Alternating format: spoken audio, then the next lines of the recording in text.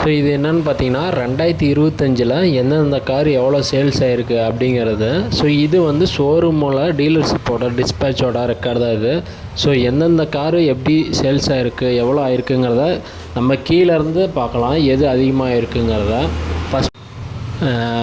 கடைசி இடத்துல இருக்கிறது பார்த்திங்கன்னா ஜீப்பு தான். ஸோ 253 ஜீப் வந்து சேல்ஸ் ஆகிருக்கு 2025.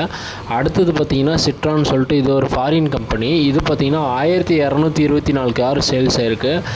அடுத்த இடத்துல இருக்கிறது வந்து நிசானு. இது வந்து 1908 அதாவது 1908 கார் சேல்ஸ் ஆகிருக்கு. அடுத்தபடியாக இருக்கிறது பார்த்திங்கன்னா வோல்க்ஸ் வேகனு. ஸோ இது பார்த்திங்கன்னா 3342 கார் சேல்ஸ் ஆகிருக்கு. அடுத்த பிளேஸில் இருக்கிறது ரெனால்டு. இது 3662 கார் சேல்ஸ் ஆகிருக்கு. அடுத்தது பார்த்திங்கன்னா ஹோண்டாவில் இருக்குது. ஸோ அது பார்த்திங்கன்னா 5204 கார் வந்து சேல்ஸ் ஆகிருக்கு. அடுத்தபடியாக இருக்கிறது ஸ்கோடாவில் பார்த்திங்கன்னா 5491 கார் சேல்ஸ் ஆகிருக்கு. அடுத்தது என்னென்னு பார்த்தீங்கன்னா எம்ஜியில் பார்த்தீங்கன்னா 5754 கார் சேல்ஸ் ஆகிருக்கு. அடுத்தது நம்ம கியா காரு. ஸோ இது இப்போ தான் வந்து இம்போர்ட் பண்ணாங்க இந்தியாவில். ஸோ இது பார்த்திங்கன்னா 25489 கார் வந்து சேல்ஸ் ஆகிருக்கு.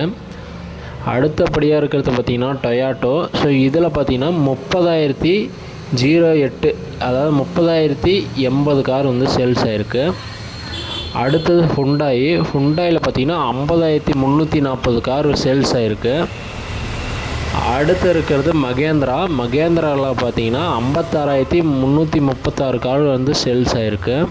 நம்ம இந்தியா பிராண்ட் டாட்டா பார்த்திங்கன்னா 57,436 கார் வந்து சேல்ஸ் பண்ணியிருக்காங்க 2025. ஸோ எல்லாருக்குமே தெரிஞ்ச மாதிரி மொதல் இடத்துல இருக்கிறது பார்த்திங்கன்னா நம்ம மாருதி சுசுகி தான். இது பார்த்திங்கன்னா 1,70,70,971 கார் சேல்ஸ் பண்ணியிருக்காங்க. ஸோ இது எல்லாமே பார்த்திங்கன்னா டீசல் பெட்ரோல் கலந்த காரில் ஃபஸ்ட் இடம் பிடிச்சது 2025 கணக்கு.